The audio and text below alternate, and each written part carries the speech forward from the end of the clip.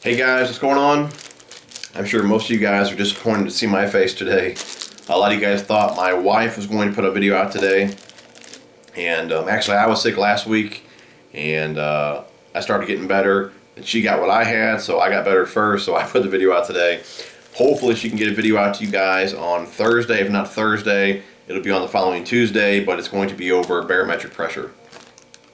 And one thing I want to mention about her doing videos. I've only had really one clown make a ignorant comment, and it was something like, you know, when a woman talks fishing or whatever, I don't even listen to it. She should be in the kitchen cooking or something like that. And I seen him make the same type of comment to another woman in the comments. And you know, I bet that dude is really good with the ladies. But you know, she's not trying to teach you guys how to fish. She studied this stuff. She can get those videos out to you guys better than I can. If you watch that video on spring and fall turnover, and most of you guys agreed with it, it's the best explanation of that subject that I've ever seen. I mean, extremely detailed. She didn't miss anything in that video. You definitely left watching that video learning something. I mean, great video. If you haven't checked it out, definitely check it out. But you know, that's what we're kind of leaning towards with her, kind of the science part of fishing, you know, what's going on with the lakes, the fish and all that. Not teaching you how to fish, just what's going on with the lakes, which may make you a better fisherman, but like I said, she's not teaching you how to fish. So, just want to throw that out there. In case there's another dude going to leave another ignorant comment, you know, it is what it is. So, anyways, today we're going to talk about which line I would use in different situations. You know, I believe I should put all these into a playlist. I think I've covered everything but this. And I'll put all these videos that I mentioned down in the description as well. But I made a video on which rod to use with each lure. Great video, a lot of info in that video. It's kind of a longer video, but again, a lot of info that you guys always ask me is in that video. I made a video on gear ratios. I did one on best line for beginner. I did one on line diameter, which is a great video. You know, most of you guys just grab a pound test, spool it up and get to fishing. You don't think about the diameter of the line, so definitely check that video out as well. And I think this video will be the last one to kind of wrap up that series. I'll go ahead and put all those in a playlist as well, in case you guys want to watch all those videos. But first up, we got mono here. You know, really mono, you don't hear guys talk about it anymore. And you know, to this day, I still use mono. I started with mono. There was a time I used mono for everything. And it will work for everything. It may not be the best for everything, but you can use mono for every technique. If you're just starting out, definitely a great choice right here, using monofilament. But I mainly use mono now for top water, my crankbaits, jerkbaits. I used to use mono for spinnerbaits and chatterbaits, but switching over to the Okuma TCS rods, you guys heard me talk about these rods all last season. You know, this rod having a softer action to it, I want a line with a little less stretch, so I've moved to fluorocarbon on those baits, but we'll get into that when I talk about fluorocarbon. But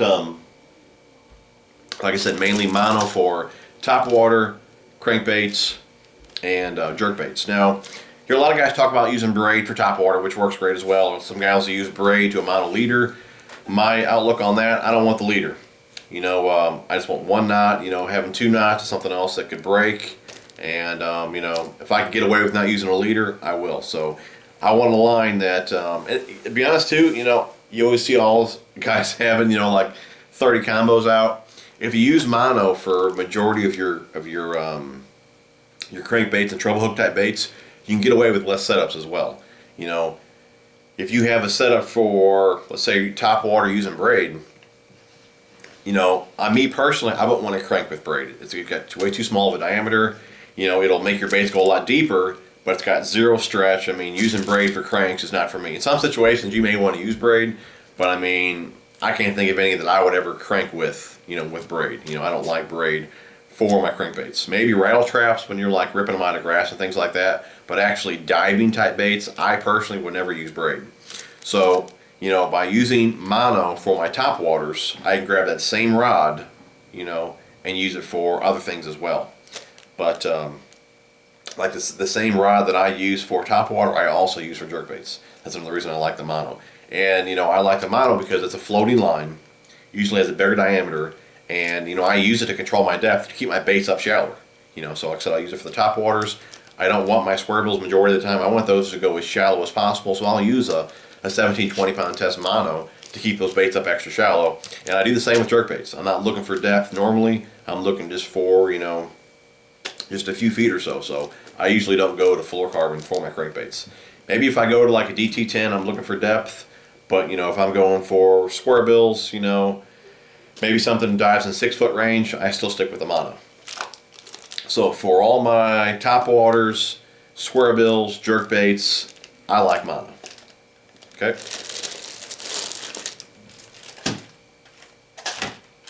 All right, next up we got fluorocarbon, and I got 2 different ones here, and I actually use 3 different ones. But we got Seagar, we got InvisX, and we got the AbrazeX. Now, fluorocarbon. For one, it's a sinking line. Okay? If you're fishing clear water, it's a great choice because it's less visible under the water. Now, I don't have that problem, fishing muddy water, but if you're in a clear water situation, you're going to want to use the fluorocarbon. It's got less stretch, a little more sensitive, and it's a little more abrasion resistant compared to like mono. Okay, I like the InvisX. Now, some guys may not do this, but I've noticed InvisX having more stretch than AbrazeX. So for my moving baits, the baits that I used to use mono for, chatterbaits, spinnerbaits, some of my square bills, things like that, I now use the InvisX because I'm using those TCS rods. These Akuma rods, like I mentioned earlier, and all last season, like I said, they got a softer action to them, okay, compared to what I'm used to.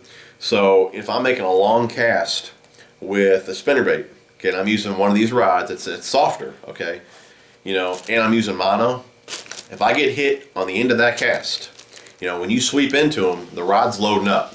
So you're not even moving any of that line yet. The rod is loading up. By the time the backbone kicks in and you start pulling that line, you get all that stretch in that line. Most likely on the end of that cast, you will not hook that fish. So in situations like that, when I'm using a softer rod, I want a line with less stretch in it. That's when I go to the InvisX. So I mainly use the InvisX, like I said, for my spinnerbaits.